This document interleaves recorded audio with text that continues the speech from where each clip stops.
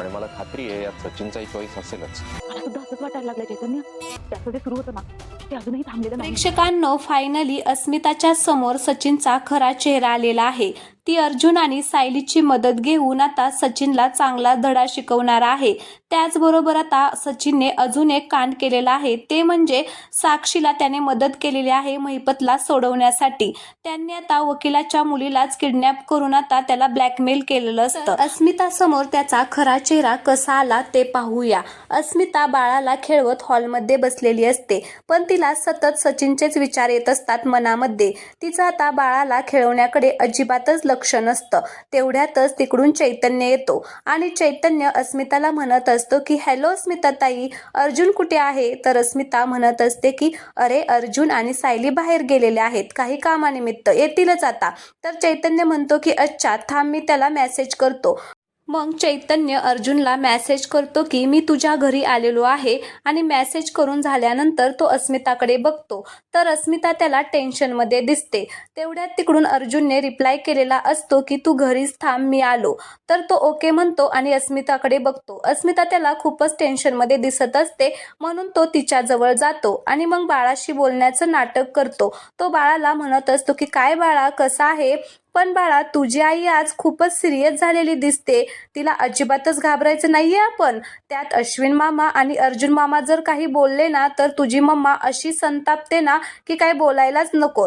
पण तू हसत राहा, अजिबात तिच्यासारखं असं टेन्शनमध्ये राहू नको. अस्मिता मात्र काही त्यांच्या बोलण्याकडे लक्ष देत नाही. म्हणून चैतन्य म्हणत असतो की अरे बापरे, आज तर तुझी आई खूपच इग्नोर करत आहे, तिचा मूड खूपच खराब दिसतोय. मग चैतन्य अस्मितालाच म्हणत असतो की काय झालं अस्मिता ताई, एवढ्या क्यूट गोड बाळाशी खेळायचं सोडून तुझा मूड ऑफ असल्यासारखा का बसलीये? चल पटकन बाळाला हसून दाखव. तर मग अस्मिता म्हणत असते की अरे गेले काही दिवस मी हसायचं विसरून गेले रे चैतन्य. जिच्या आयुष्यात इतक्या गोष्टी घडत असतात मग तिने मूड तरी कसा चांगला ठेवायचा? तर चैतन्य म्हणतो की मी समजू शकतो अस्मिता ताई, मी जे काय बोलतोय ते तुला पटणार नाही, पण खरं सांगू का, साक्षी शिकरे ना कीड आहे. एखाद्या माणसाला ती आतून पोखरल्याशिवाय राहत नाही. तिच्यासारखी डेंजर मुलगी मी आजपर्यंत पाहिली नाहीये. ती तिच्या जाळ्यामध्ये असं अडकवते की बाहेर पडणं खूपच मुश्किल होतं. काल तिच्या समोर मी होतो, आज सचिन आहे. पण हे खरं सांगू का, माझं नशीब चांगलं म्हणून मला अर्जुनने आणि सायली वहिनीने बाहेर काढलं आणि आज ते तुला बाहेर काढायचा प्रयत्न करत आहेत. प्लीज त्यांचं ऐक, ते जे सांगतायत तसं कर. प्लीज जागी हो. साक्षी आणि सचिनचं नातं अजूनही संपलेलं नाही, ते जसं सुरू होतं तसंच सुरू आहे अजून पण. आणि मला खात्री आहे यामध्ये सचिन सुद्धा सामील असणार आहे. तर अस्मिता त्याच्याकडे रागाने बघते. तर चैतन्य थोडासा घाबरतो आणि म्हणत असतो की आय एम सॉरी, पण मला असं म्हणायचं नव्हतं. तर अस्मिता म्हणत असते की नाही अरे, मला सुद्धा आता असंच वाटायला लागलेलं आहे चैतन्य. मला काय वाटतं तुला सांगू का, त्याचं जे रोज सुरू होतं ना ते अजूनही थांबलेलं नाहीये. नक्कीच तो माझ्यापासून काहीतरी लपवतोय ना असंच वाटतंय मला. त्याचं रोजचं वागणं बघितलं ना की मला वाटतं की मीच काहीतरी चुकीचं करते. तर चैतन्य म्हणतो की रोजचं वागणं म्हणजे? तर अस्मिता त्याला सगळं काही सांगते की तो कसं कसं तिच्याकडून पैसे काढण्यासाठी करत असतो ते. ती म्हणत असते की सचिन त्या दिवशी किती खोटं बोलत होता. तो सगळ्यांना सांगत होता की मला त्या साक्षी शिकरेने गोडाऊनमध्ये बंद करून ठेवलं होतं. मी तिला समीरा शेख म्हणून ओळखत होतो. मी मान्य करतो मी वाहवत गेलो, माझ्याकडून खूप मोठी चूक झाली. हे तो किती खोटं बोलत होता हे सगळं काही अस्मिता चैतन्याला सांगते. त्याचबरोबर पैसे मिळवण्यासाठी गुढीपाडव्याच्या दिवशी तो घाई करत होता आणि अस्मिताला म्हणाला होता की अस्मिता लवकर डॅडला विचार की ते मॅनेजरशी बोलून बँकेत जाऊन आलेत का नाही ते. तरच अस्मिता ताई त्याला चिडून म्हणालेली असते की सचिन तू एवढी घाई का करतोय, आपल्याला पैशाची गरज नाहीये आणि आज कोणती बँक उघडी असणार आहे, आज गुढीपाडवा आहे ना. तरी सचिन घाई करून म्हणालेला असतो की तो मॅनेजर तुझ्या डॅडचा कॉल नक्की घेईल, प्लीज तू करायला लाव आता कॉल त्यांना. हे सगळं अस्मिताला आठवत असतं आणि ती चैतन्याला सांगत असते. त्याचबरोबर तो पुन्हा म्हणालेला असतो की तुझे डॅड बँकेमध्ये गेले होते पण ते तुझं अकाउंट ऍक्टिव्ह करायला नाही. इनफॅक्ट मॅनेजरला ते सांगायला गेलं असणार की कोणत्याही परिस्थितीत त्यांच्या मुलीला पैसे मिळता कामा नये, म्हणजे मी डॅड बरोबर भांडेल आणि तो पैसे घ्यायला मोकळा होईल. तसंच एक दिवशी अस्मिता कपाट आवरत असते तर कपाटातून पैसे खाली पडतात.